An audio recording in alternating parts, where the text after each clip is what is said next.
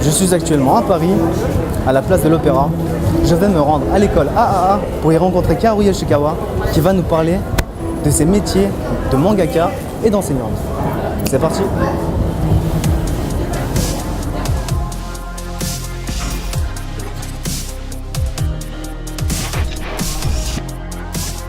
Je viens de Japon. Depuis 2005, je suis en France pour enseigner les techniques de manga pour les Français. Je suis sortie de l'école qui s'appelle Nihon Designer Gakuin. Et puis j'ai gagné un concours d'un magazine. Et c'est là que j'ai commencé mon carrière de mangaka.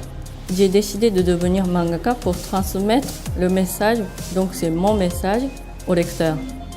Pour partager justement avec la passion et des convictions, etc.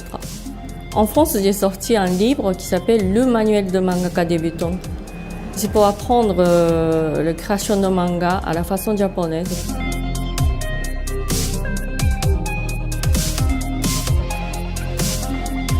Il faut absolument être passionné. Sinon, on peut pas être à ce métier-là.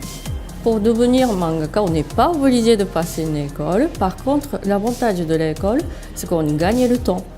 Dans cette école, on apprend 2 ans obligatoires, plus une année optionnelle. Les élèves qui apprennent à partir de comment on sert des matériels déjà, et des découpages, mise en scène, création de personnages, la règle de scénario, tout ce qui est nécessaire pour la création de manga. Donc à la sortie de l'école, grand objectif qu'on a, c'est de devenir le mangaka. Il y a des élèves qui sont en cours de discussion avec maison d'édition, ou bien exposition de planches.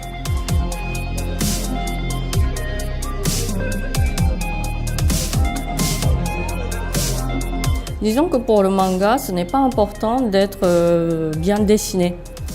Il est plutôt qualité de scénario qui compte le plus. Je vous conseille de déjà ouvrir l'esprit. Il faut qu'on s'intéresse de tout.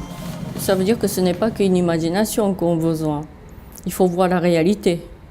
Parce que la différence entre la BD et le manga, il n'y a pas de différence normalement. Ce n'est qu'un style différent, mais tout ça, ça parle de vraies choses. Vraies choses, c'est également les sentiments.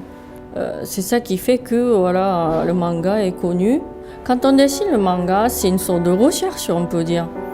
Et dans ce cas-là, la création, ça veut dire que c'est également savoir. Et du coup, quand on fait l'œuvre, on cherche toujours les solutions. Et ça peut être un problème personnel, ça peut être quelque chose à partager aussi. On cherche la réponse. En faisant le manga, on doit trouver les solutions.